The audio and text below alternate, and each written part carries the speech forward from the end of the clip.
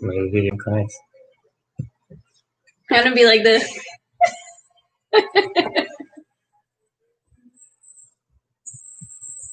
Hey, what's going on, everyone, and welcome to another episode of Clubhouse MMA. My name is Josh, and with me I have my wife, Kayla.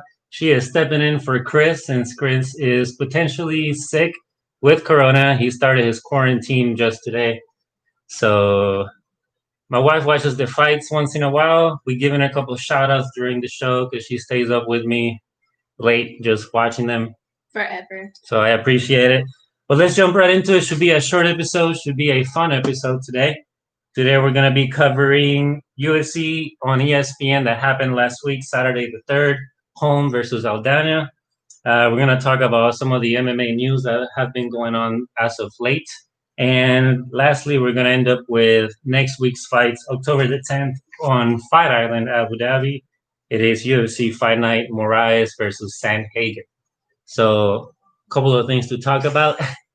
We'll just get this rolling. Once again, guys, before we get rolling, don't forget new episodes every single Wednesday, dropping in real hot.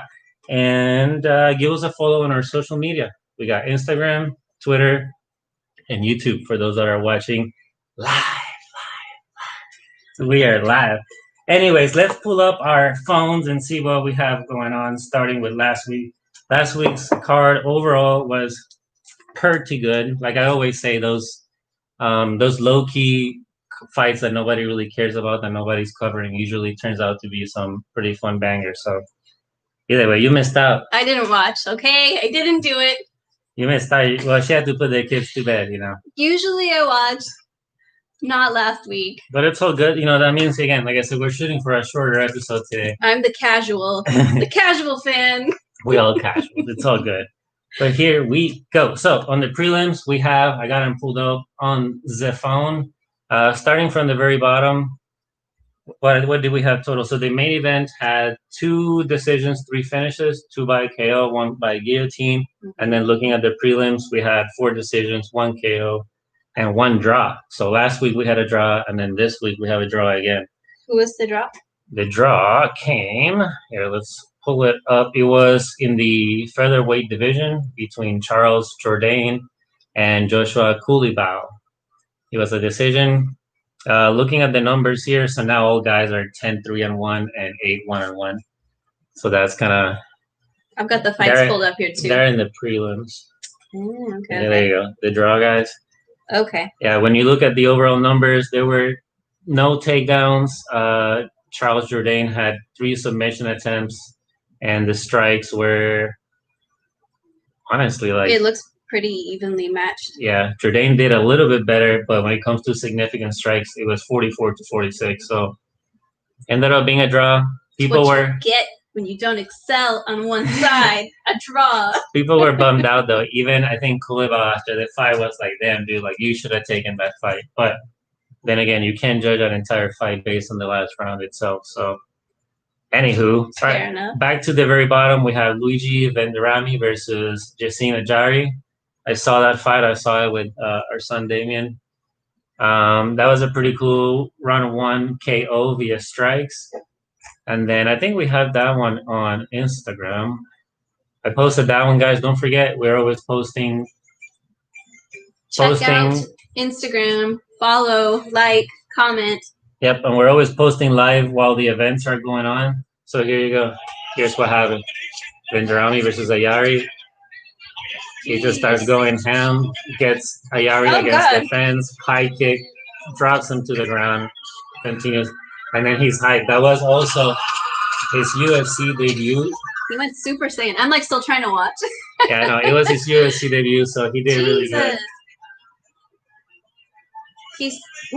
Yeah, we're going ham in there. We had to censor some of his words in that one, but pretty good fight, so pretty good finish. He was kind of crazy because when he did like the 1-2, look, he grabs him against. Yeah, I'm gonna do it here so you can see it too. Everybody can see it. He throws that high kick that just kind of like out of nowhere. Yeah, pulls him down, and then he just gets knocked down, and then ground and pound. He fell like dead weight on top of him, like he knew he was gonna go down. Yeah, it was pretty crazy. He went ham pretty good. You have the other fight pulled up. Then I think like Super Saiyan. So that was a pretty good win for Luigi. Welcome to the UFC. Great debut. Then we have the bantamweight between Casey Kenny, and Haley Alatang. We saw that fight. Alatang just couldn't really get into Casey Kenny's area. Like Casey Kenny just dominated the entire time. Looking at the strikes, Alatang didn't do much. Looking at strikes, Alatang threw 46 strikes or only connected 46 times, whereas Casey Kenny, the winner by decision, connected 109 times. So that's 2-1. You're definitely losing that fight. Good fight for Casey Kenny. Continuing on, we have the women's strawweight division with Luke Bone and Jin Yu Frey. Kind of a similar story. Jin Yu Frey couldn't get inside Luke Bone, and Luke Bone was just pretty much putting on a clinic. They didn't throw that many strikes, but there was a takedown. How did that go to decision? Which one? The Luke Bone? Yeah. Nobody finished anybody. But when you look at the stats, it's pretty crazy. Significant strikes. Luke Bone had 80 significant strikes, and Yu Frey only had 26. And in total strikes, it was 85-39. So, again, it was a very one-sided fight. Continuing, this is kind of my highlight for these prelims. It was kind of interesting. Jordan Williams versus Imadov. Okay. Williams is a diabetic.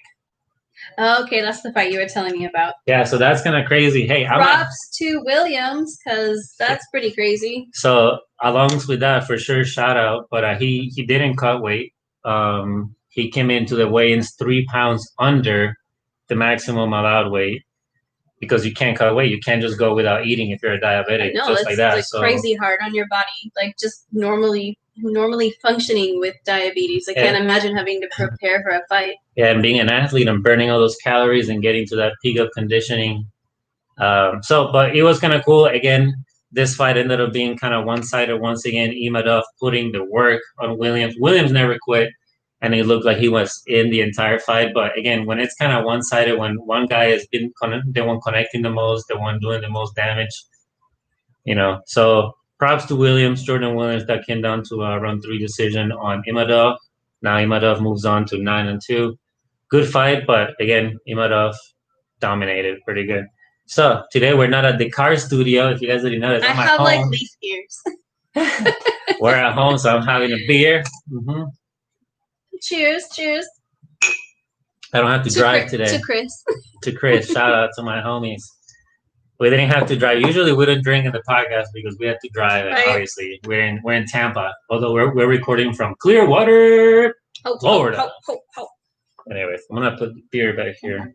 We have hidden tables everywhere. Yeah, but keeping on. Let's see. Then we have the draw. Fun fight between Charles Jourdain and Joshua Kulibal. We talked about that one. Like I said, overall, pretty even everywhere. 68-51 in total strikes and significant strikes, 44-46. So pretty even fight, pretty decent fight. Who do you lean towards in that fight? Probably Jourdain. Jourdain put in their work. Again, it's just an even fight overall, but you can't just put in work the last 30 seconds, which is kind of what everybody does. But yeah. Anyways, continuing, the very last fight of the prelims was in the welterweight division between Carlos Condit, the legend, and Cord McGee, another UFC veteran. Both guys have been in the UFC for a very long time.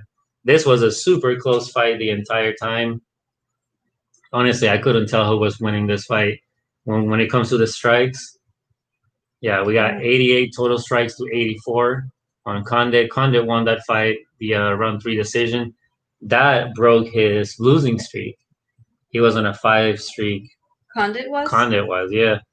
He is a old school UFC, like Nate Diaz time era, and it just kind of sucks that he just been losing so much. But finally got his W, and of course, people are calling him out right away. I'm sure. So Condit was happy to win. I was happy to see him win. Even in the post fight, he was pretty excited, and he's like, "I missed this." Winning. But it was crazy because Condit, I might have put that on our Instagram, I'm not sure, but Condit dropped McGee in round 1 with a straight forward that broke his nose. Oh, Jesus. And in the post fight, they're like, "Hey, did you think McGee was going to start coming after you, after you dropped him in round 1? He's like, "No, I knew he was a savage, bro. He sat in his chair, fixed his own nose, and came back in. It looked perfect." Give me 5 seconds. And it did. It looked good. Like, I actually forgot his nose was broken just because. He reset it himself in the corner. Yeah, it was crazy.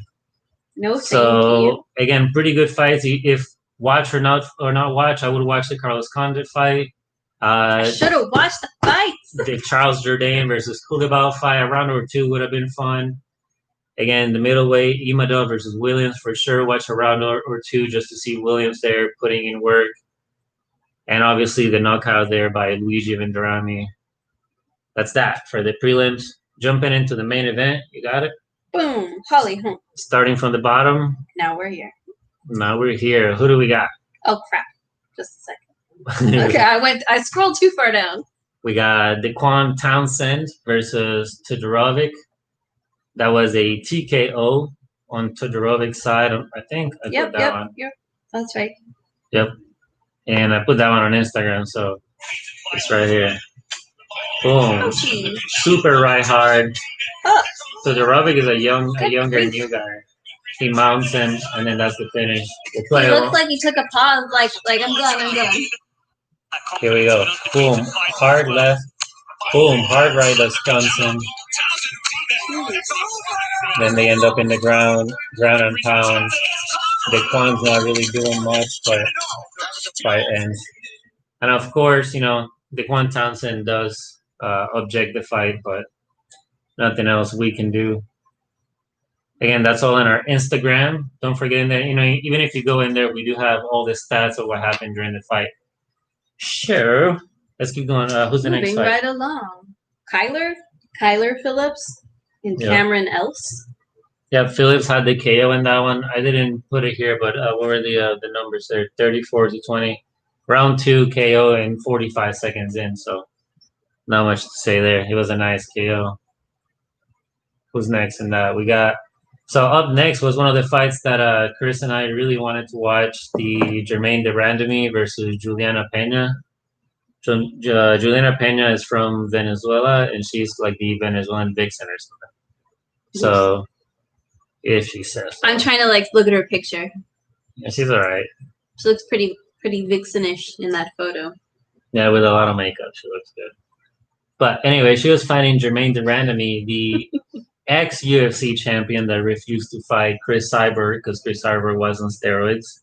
I wouldn't fight Chris Cyborg if she was sick with coronavirus and had never taken steroids. Yeah, I wouldn't fight Cyborg either. But de Randamie was a champ, and then recently she fought, who was it? Nunes. Nunes ragdolled the heck out of her. Out of Germaine? Yeah. Oh, yeah. Amanda Nunes ragdolled Germaine, and then she fought Aspen Ladd, which should be. But anyways, back to the point in case. She just fought Juliana Pena. Everybody, and I had my pick. Chris picked de Randamie, so shout out to Chris getting it right.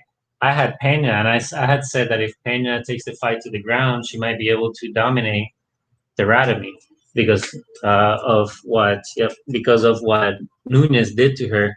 However, they went to the ground, and de Randamie ended up submitting Juliana Pena via guillotine. So guillotine works for everybody in the UFC except Dustin Poirier, which is kind of sad. But here's the guillotine submission. They go to the ground. Randamie's in the bottom, and she passes out. Pena is out. Look, she's out. So she didn't even tap or anything. No, she's asleep, and she starts twitching now. That's the way to go, though. Obviously, I'm not getting choked out, but when you watch something like that happen, for me, I'm always like, please don't tap out. Just go to sleep. Die with honor. Go to sleep. You'll wake up. It'll be okay. And it's crazy because sometimes you're like a guillotine, for example. Sometimes you get put in a guillotine and you're like, oh, I can work here. And you slightly angle your neck so you can breathe just a little bit. You know what I mean? And you're like, oh, I can be here all day. The guy behind me, he don't know what he's doing. And you can fight it, but sometimes you get caught real quick like that. That was a pretty quick submission. She put her in the guillotine. They dropped. She adjusted, and she was out. Didn't you put me in a guillotine when you were practicing jiu-jitsu? That was a triangle. Yeah. This fool put me in a triangle just to see, the technicalities of it all, and I went to sleep immediately. He was like, I think it's like this, and I was like, okay. Yeah, night, everybody. So if the technique is applied properly, you hit those points, like there ain't no playing around. Kind of like remember when Poirier had Khabib in the guillotine for like a solid 30 seconds, and Khabib just twisting and turning. It's like a land. Eventually, again, if it's not rightly done, you can breathe a little bit and get out of it, and they're not putting the right pressure. But if it's uncomfortable, but you're not out. Yes, you have a fighting chance. In this case, she had no chance. Once Vandarami had the guillotine, she was out. She got in the right spot, probably got her right here in the artery, and she was lights out. Time.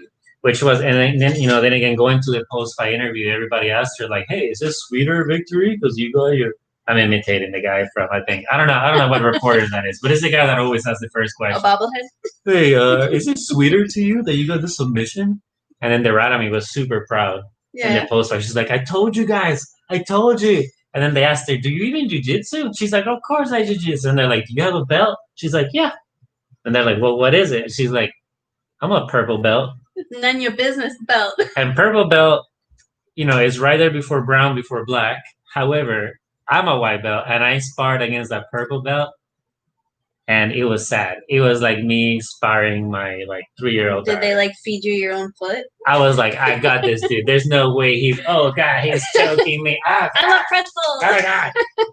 Yeah, I was very helpless, really quick. Like it was kind of like a weird feeling of imagine like a giant grabbing you, like he's got you. Yeah. You can hit and nothing happens. That's pretty much that's cute. Crunch. That's how I felt, and the dude was smaller than me, so I'm like, oh, I'm definitely stronger than this guy. Yeah, but if it's this the time you've put into it and the skill you have. Yeah, but I'm just saying, I'm like in my mind, I'm like, oh, I'm stronger. And he climbs you like a tree. I'm like, I know he's a purple belt, but I'm a pretty good white belt. Purple belt. I'm a pretty good white belt.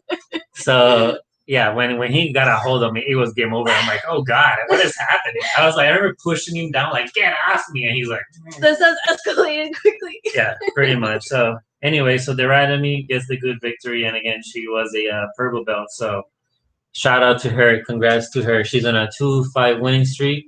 She beat our girl Aspen Ladd last time from Colorado. I think she lives. She better live in Colorado if her name is Aspen. Right. So that's Street pretty good. Cred on the line. I would recommend watching that fight. It's a pretty good fight.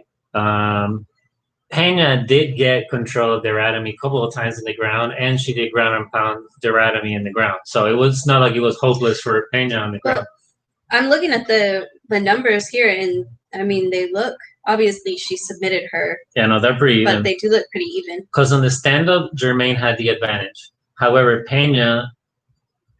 The thing is, Pena shot for the takedown, and Vandarami switched it on her, so Vandarami ended up with the 2 takedowns. You know what I mean? So obviously this isn't something I'm familiar with looking at, but I would observe that she's probably better on the ground if she went for all of those takedowns.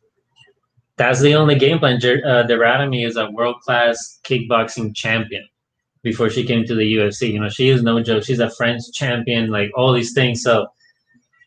The only plan, again, I said it last week, the only way you can beat Vandarami without too much experience, which Pena doesn't have, is take her to the ground and pound. And she did good in round 1. She did ended up on top and ended up with some ground and pound. It's just when she tried in round 2, it was 9-9, or round 3. In round 3, it was 9-9.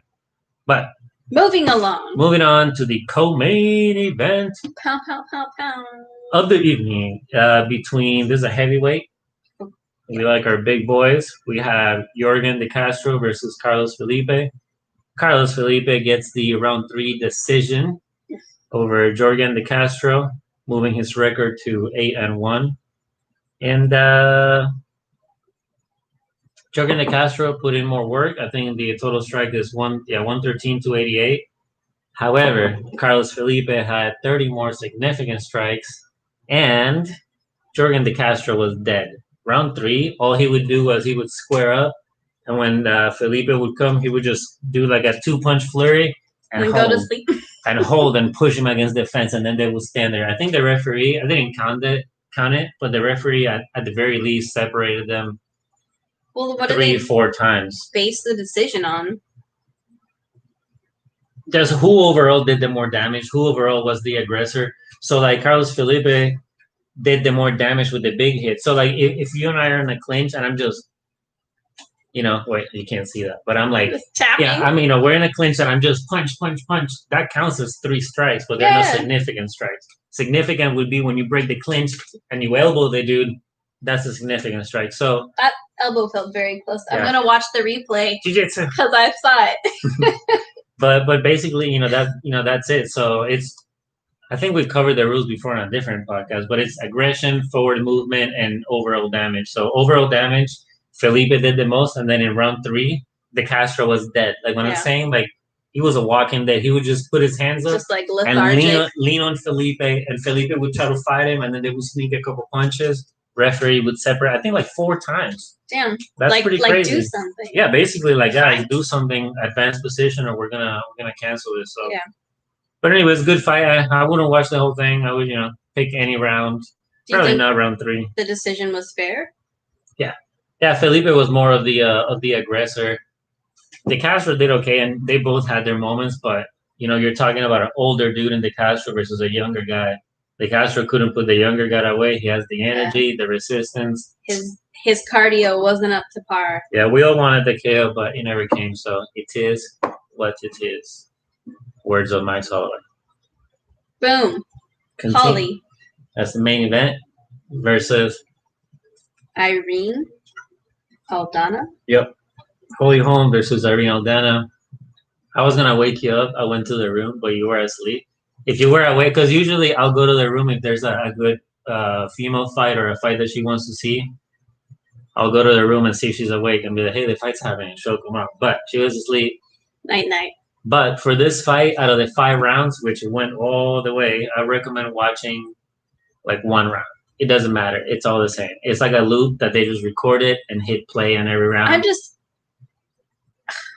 unpopular opinion. I am not a Holly Holm fan. Like, sorry. Why not? I get tired of watching her and seeing her face. She's had her ups and downs. I guess. She had her definitely high, her up when she beat Ronda Rousey. That was definitely high for her career when she got the belt, but she immediately lost it via another nasty knockout, and then she's been up and down with the wins, couple of losses in a row. Now she's on her 2nd win in a row. Her last win was against Pennington. I think you watched part of that fight, and it was just boring. They were just clinching the whole time. I'm not saying she's not good and she doesn't have skill, but obviously she does to be where she is. I just I see her and immediately I am unintrigued and I am ready to go. It's like Adesanya says, sometimes you just don't like somebody. It's what it is, Sorry, girl. Yeah, it's no big deal. Overall, good fight. I put it on our Instagram. I spent a great deal of time making this post on Instagram. So go and look at it and hit the like button. Yeah, drop subscribe, a little comment in there. This one, let me see. So basically, Holly Holm put in the work. Here's some fight highlights. Holm looked great. She did look great. She did look incredible.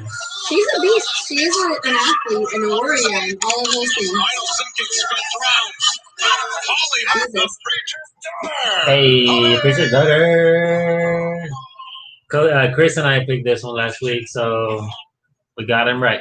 We didn't get the last fight right, but De Castro got stopped. Who could have thought, right? A big, fat, heavyweight got stopped. But when it comes to Holly Holm and Aldana, basically the fight was pretty simple. She was doing the Jon Jones pokey eye, right, where she keeps her away. Yeah. They have opposite stances.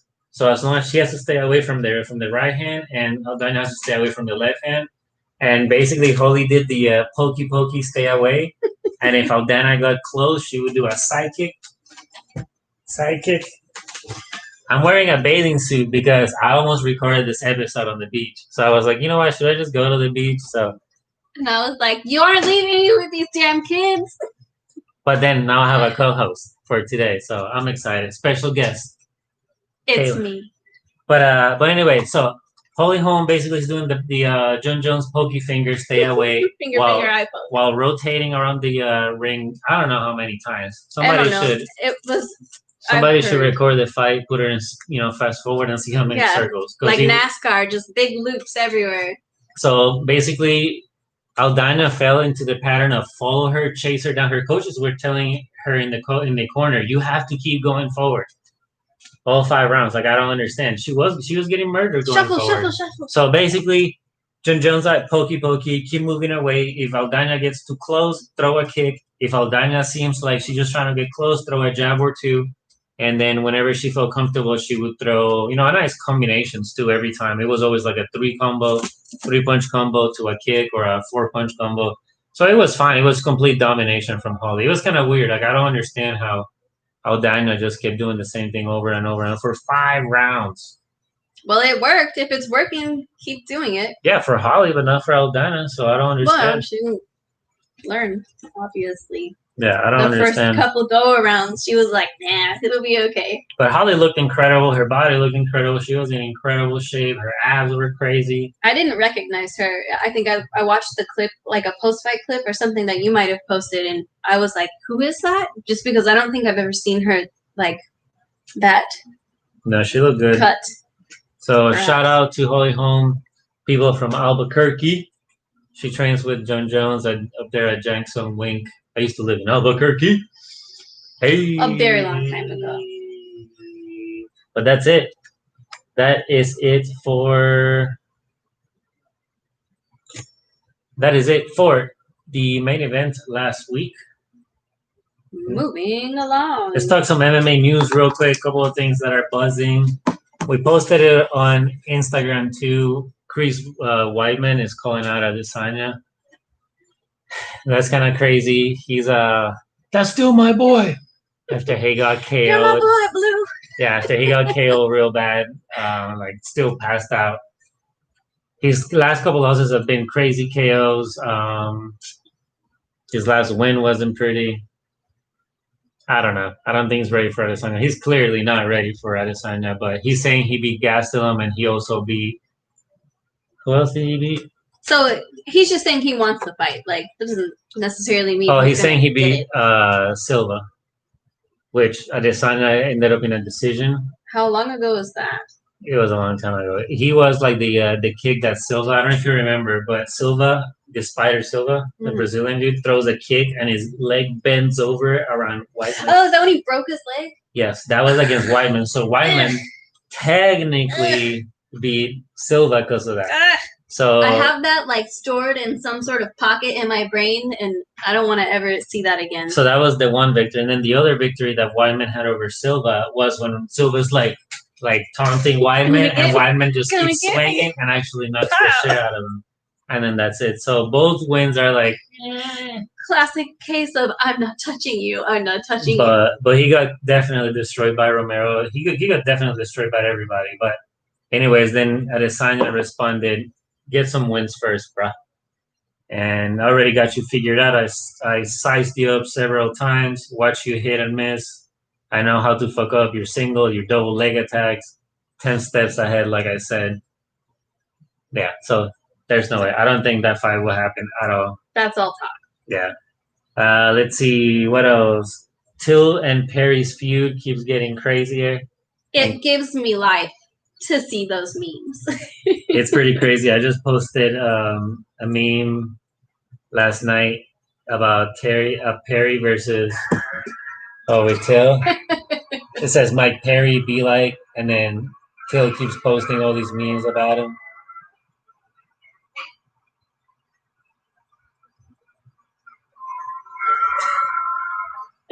Jon Jones lifting with his picos. Alright, so it's like whitewash. That's a Twitter from Till. And then that's a meme saying that Till goes with the girl. Anyways, well, they keep going back and forth because Mike Perry said that he would. How much would somebody pay him to be in his corner for the next fight? He's trying to buy out a second slot in his corner to make some money. And Till wants to be there, and then he said he'll pay $5,000, and then Till's like, "Hey, how much would somebody pay me to throw in the towel of Mike Perry?" Oh God! So they keep going back and forth, and that it's just. It's pretty funny. I hope they're all joking around and not really getting too upset because, again, Mike Perry got his wife or his baby mama pregnant, and we ain't trying to stress her. It's a little bit more emotional than if it was just a random girlfriend. Yeah, no. It seems like he's handling it well, like digitally at least. Perry had the fight. He has the fight coming up. Let me see. Perry has a fight coming up.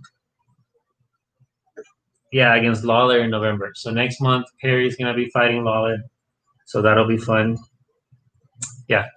Anyways, continuing with the news, we have Tony Ferguson. He just did an interview with Ariel Helwani, and he is super salty, telling Gaethje like, "Hey, you're welcome for that belt." Because, I mean, technically Ferguson doesn't have any belts. However, Gaethje is the new interim lightweight holder. He's set to fight soon, Khabib. Right? He's fighting Khabib. Yeah, he's fighting Khabib here like in a month. Yeah, that's what I thought. It's not even a month. We're like 14 days right now, 16 days. Yeah. So it's not this weekend. It's not going to be a pay-per-view. The week after will be the pay-per-view with Khabib. So I can't wait to see that fight. Yeah, that'll be a fun fight. Who you got, Khabib or I want Khabib to win. Like, I don't want to say he's going to, but he's going to. Khabib? Yeah, he's going to win. Sorry. Yeah, I got Khabib. I got tons of respect for Gaethje on that fight. And again, you know, he's a great wrestler and all this stuff, but Khabib doesn't really wrestle. He has a different style, and he's being studied at this point. You know, it's not like Khabib has any secrets anymore at this point. Everybody knows exactly what he does, so people should be able to replicate it at gyms. But we'll see. I think overall his chin is really good, so he can take a punch. He took punches from Conor. He's taking punches and kicks from everybody. I think emotionally too, though, like he has something to prove this fight. Like it's the first fight without his dad in his corner, which is a big deal. Like there's a lot of emotion going into that fight, and I think that he has the discipline to use it. He's not going to just go in there and like lose his shit. He's going to stay focused, and I think he's going to win. We'll see. He just cornered one of his teammates the other day, and he didn't really say anything. Nobody interviewed him. I was kind of surprised. Yeah. He was a cornerman for one of the fighters, and I'm surprised that there wasn't much about that. But we know he's training. We know he's trying. I posted a couple of videos of him lately. So, yeah, I got Khabib too, but I think it's going to be a tough fight. And, you know, Gaethje got bombs in those fists, so you can't count Gaethje out. Anyway, so, yeah, so Tony is salty, and he did get offered the Michael Chandler fight coming from Bellator. Okay. But he turned it down. He's like, no, dude, go fight somebody else. I don't champ shit only. Like, buy scrub. Yeah, like, get out of here. You're offering me that shit. Yeah. Which, again, Poirier also turned that fight down, which just now that puts a Bellator guy, a B-Leagues guy, up for the belt if Khabib or Gaethje fall out. He, like, snuck in. Because even if Gaethje, so let's say Khabib falls out of the fight, he doesn't make weight or something weird like that, Chandler would fight Gaethje for the belt at that point. Khabib doesn't have the belt right now. Khabib is the lightweight champ, but Poirier is the interim lightweight. So I believe that if Poirier defends it again, he would technically become the champion of that division, not because Khabib is not the champion right now. Isn't Poirier retired? Poirier? Yeah, right? No, he's still fighting. Who am I thinking of? Did I say the wrong name? I might have said the wrong name. I don't know. Anyways, Gaethje. I should have been saying Gaethje. I don't know. It's a great mystery. Anyways, point is that it's just Khabib and Gaethje. I think it's going to be a good fight. Gaethje has bombs. He's a great wrestler. He's got the tools to take Khabib down. But we'll see. We'll see. I'm excited for that fight. I'll stay up for that. Continuing on, Wonderboy called out Leon Thompson, or Leon.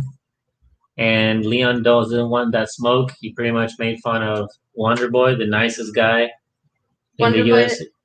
Who's he? Stephen Wonderboy Thompson. He is currently the holder of the nicest motherfucker belt. Oh, okay. I know. We were talking about the other day. Yeah, Wonderboy's like a karate style fighter. But he's like, even like his first internet call out was like, that's what it was. Jeepers, mister. Wanna fight? So his call out was like, hey, Leon Edwards, you've been out of the fight over a year now since he got his three-piece and a soda from Masvidal. Mm-hmm. He hasn't fought. So it's been over a year now. I'm on my way down, and I should be nice to tune-up fight. If I'm on my way down, then I should be a nice tune-up fight for people to remember you again. And Leon Edwards was like, yo, I don't give a shit. I know you didn't write this. I'll forgive you this time. I don't get ring rust. Kind of goes off. And then Wonderboy comes back like, yo, I did write that myself. It's kind of funny that it actually worked. but I'm just trying to fight you because nobody else wants to fight you. But okay, don't fight me. Stay inactive. I don't care. So Wonder Boy said, fuck you, basically, and is moving on. And Leon Edwards is back again in the sad phase. Nobody wants to fight me. Nobody wants to play with me. It's like that Pablo Escobar meme where they put him, like, you know, staring off into the staring out over the ocean. Yeah. But anyways, and then Chimaev said he would fight Wonderboy Thompson, but Wonderboy's like, get out of here, bro. Like, he's like, it's taken me like 10 years to get to where I am. Right? And I'm going to get sucker punched and knocked out in 5 seconds just so I can like Gerard, not fight again. Yeah, so he's like, no, bro. He said it honestly, like, I don't mind fighting the guy, but it's taken me and a lot of people many years to get here just to give it away to a guy that just showed up like 3 months ago. You know, fair enough. And that's true, you know.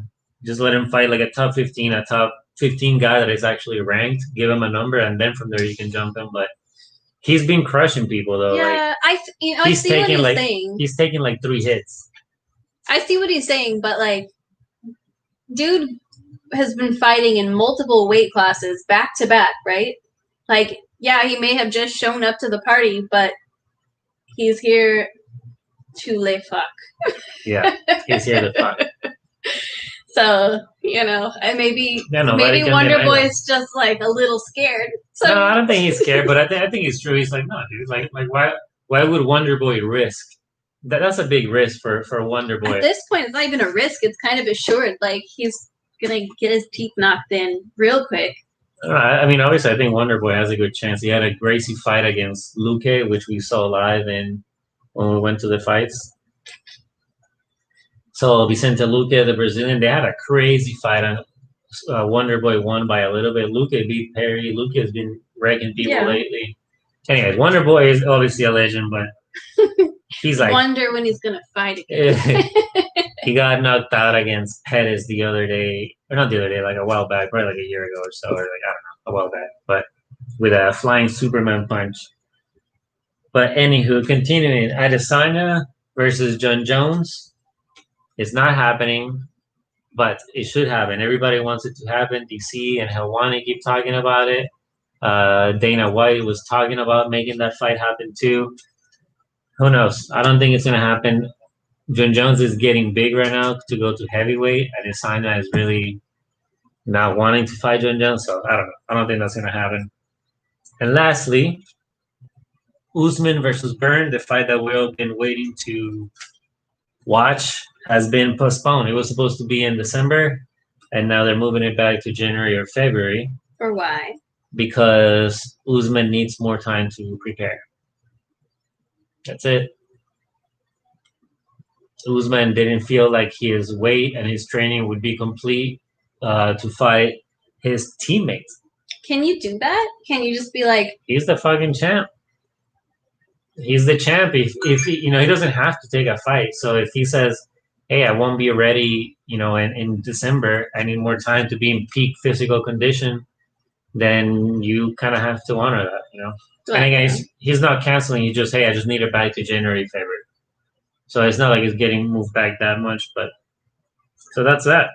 So now that opens a pay-per-view event, which could be a Stipe versus Ngannou, or it could be potentially like a Masvidal versus Covington. So, Kaz, looking at our Super C, we just posted this on our Instagram about Adesanya. He's doing a summoning jutsu. He did that before he fought Anderson Silva. And he summoned Shenron. Pretty fun animation there. Pretty cool. Did he collect all the Dragon Balls prior to that? I don't think he needs to. He already got them Dragon Balls. It's like, here's my Dragon Balls. Down in New Zealand. But yeah, and then, you know, that's about it. I don't know. I think they asked Stipe if he wanted to fight, and Steve was like, I won't be ready either for December. Because, you know, as crazy as it is, you know, these guys don't just get up and go fight. They, like, reach peak physical conditioning, and then... Unless you're on Khabib's team, and then you're like, oh, I just woke up. I'm going to smash everybody in every weight class, and then I'm going to do it again tomorrow. Dude, Khabib's team has been getting work lately. but they lost again. Only that one fatty who showed up like 3 pounds over and was like, okay. Yeah, 4 pounds over. Let's fight. All right, I think that's it for the news. Anything else you can remember? I don't think. That's basically it. Basically, this week was all just back and forth between Adesanya and Jon Jones. Conor saying Dana's a liar. Dana saying Conor's a liar. Tony is salty. There's fights coming up this weekend, so let's talk about those real quick before we. What about Ricky Martin? Costa. So Costa has basically, he just says, don't send me friendly message. I want to kill you, Adesanya. Kill you. You're dead. You're dead. You're dead. I have unfinished business. Colby Covington and Desby. You're dead. So yeah, so that's it with Costa. He's shown videos of him training, lifting weights again. Nothing much. Just he's trying to get an immediate rematch against Adesanya, which probably won't happen. But it is what it is. Pride is hurt. Yeah. But a couple of fights that I do want to highlight this weekend. They're going to be on ESPN Plus, so they'll be Frizzle, for free, Saturday, October 10th at 5 p.m. The prelims, main event starting at 8 p.m. So that's pretty good. That's pretty early. Everything should be done by 10. Caleb. Why are you looking at me like that? Hey, yo, Chris is going to be quarantined still, so I might need you again. Chris, you better watch those fights. You better watch those fights. But a couple of highlights going on here. In the prelims, my girl Tracy Cortez. Never heard of her. Her Instagram has been on fire, so go check her out. She's fighting. She's 7-1. She's pretty good. She's fighting Stephanie Egger, whom is also 5-1. And I think this is... Where are you looking? Here, yeah? The prelims for that fight. Yep, all the way to the bottom. So Tracy Cortez is coming over a win over Vanessa Melo. So Tracy Cortez is pretty good. I got her to win. And again, her Instagram game has been on point lately. Poppin'. I think it's at Cortez MMA. Also, check out at Lee Allery. Lee Allery. Oh, yeah. What is that? You said it right. Check it out. Instagram at Lee Allery if you like owls and all things rare, random stuff. Creepy Owls, brought to you by me. Let's see. Any other highlights for the prelims? I think I want to see her fight. There's a bunch of guys that are, if you look at the fight card, this will be another good card. You got a bunch of guys that are undefeated, like Omar Morales versus Giga Chikadze, whom is 10-2. Going up, we have Impa Casagne. He fought the other day versus Joaquin Buckley. Impa is also undefeated. He's so smiley. Next fight, you have Rodrigo Nacimiento, also undefeated, versus Chris Daukus, which fought not too long ago. You have in the middleweight Tom Breeze versus KB Buller, which is a UFC debut at 8-0. So again, pretty much this card, the person with the most defeats is 4. Everybody else is either undefeated or 1 loss. So pretty cool for the prelims. Lots of fights. How many are those? 1, 2, 3, 4, 5, 6, 7. 7 fights for the prelims. Pretty cool. Tom Breeze looks like Geralt of Rivia. Tom Breeze? Witcher, is that you? Yeah, you gotta get him white hair. Is that you? Witcher. And then, so moving to the main event, couple of cool fights here. Youssef Salal versus Ilia Topuria. Again, UFC debut, undefeated fighter, 8-0. Tom Aspinall versus Alan Boudreaux. 8-2 versus 8-1 should be a good fight in the heavyweight. Tom Aspinall won. Let me see. I don't want to be wrong, but I'm pretty sure he fought. Yeah, he fought on July 25th against Jake Collier. KO round 1, 45 seconds. Decent KO. So that should be a good heavyweight bout. Continuing on. I'm trying to remember if you've seen any of these guys. You have Marcus Perez.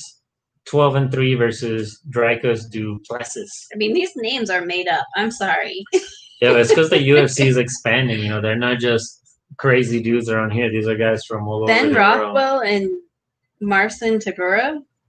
That looks like 2 giants getting ready to just hammer away at each other. Yeah, they're heavyweights. Dang. And Tybura, let's see, he's 12-6. He has been in the UFC for about 4 or 5 years. but he's coming off of 2 wins right now. Yeah, he lost to Sakai, but then he just beat Grishin and Spivak, which just won not too long ago. And then who's the other guy? The other heavyweight? Oh, Ben Rothwell. yeah. Yeah, so Ben Rothwell is 6'3", 38, and yeah, he's coming over a win over Vincent Prue. They look beastie. Yeah, decision. And Vincent Prue ain't no joke. And he also, so Ben Rothwell is in a 3-5 winning streak, and the other guy is on a 2-5 winning streak. So that should be a good fight to watch. Yeah, heavyweight. Somebody's getting knocked out. That's all they do is knock people out. That is it. And then the co-main event is going to be between our boy Edson Barboza from Brazil. There you go. 20-9 versus Makwan Amirkhani. 31-5-8. And Amirkhani is coming off a win of Dan Henry. And I think that's it for him. Yeah, he lost to Shane Burgos just recently. So yeah, so he's coming off a win. However, Barboza has had a rough going as of lately. 34 years old. He's about to go down in weight too, to go fight in bantamweight. After this fight? He just lost to Ige, which was a crazy fight. He just lost to Paul Felder, another crazy fight, and he lost to Justin Gaethje, another crazy fight. So he's a. Before that, he beat Dan Hooker, but then he lost to Kevin Lee, which, I mean, who's losing to Kevin Lee nowadays? It's nobody really. Then he lost to Felder, and he lost to Khabib. Everybody. Which Khabib's like, you got to quit, brother. I'm sorry. I'm so sorry. I'm smashing your face. I have to do this. You know this. It's my turn.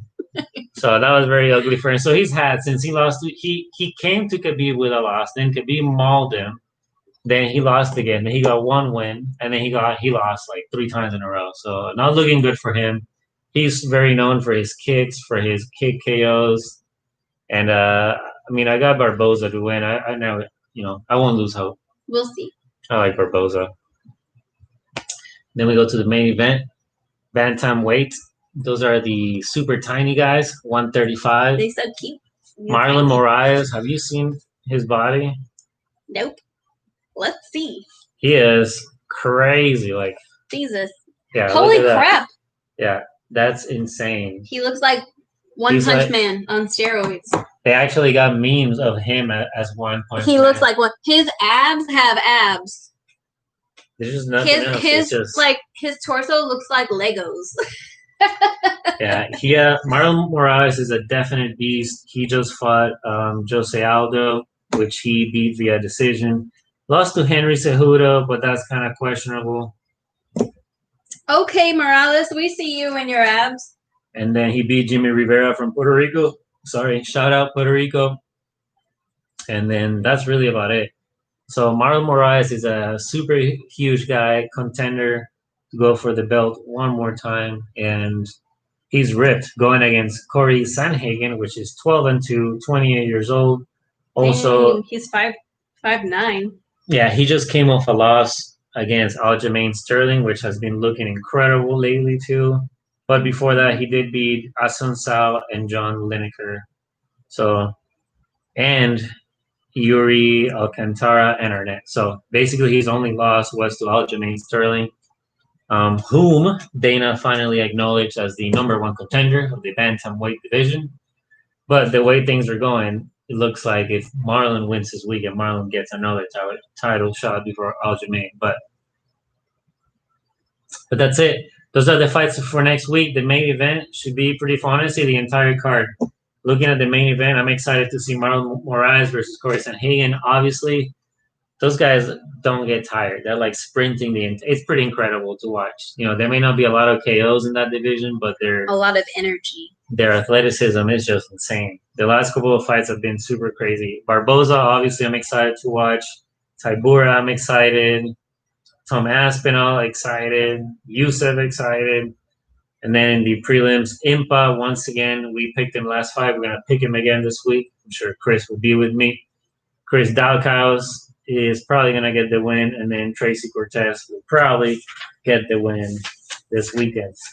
Once again, fights this weekend are Saturday, October the 10th at 5 p.m. on ESPN Plus, and at 8 p.m. on ESPN Plus. That's it. Watch the fights. Those are the fights I'll last watch weekend. them too. Those are the fights last weekend. Those are the MMA news. Those are the fights that are coming this weekend. This is Josh. This is my wife, Kayla. Thank you for joining today. You're very welcome. And don't forget, guys, give us a follow on Clubhouse MMA, all social media one more time. Check out our YouTube, Instagram, Facebook, and Twitter. We keep the conversations going in there. We had tons of comments this week. We reached even more people this week. We got even more subscriptions. We're about to hit 500 subscribers. And we appreciate all the support. New episodes every single Wednesday. We are Clubhouse MMA, and we are out of here. Yeah. Like, follow us, or you're dead. You're dead. You're dead.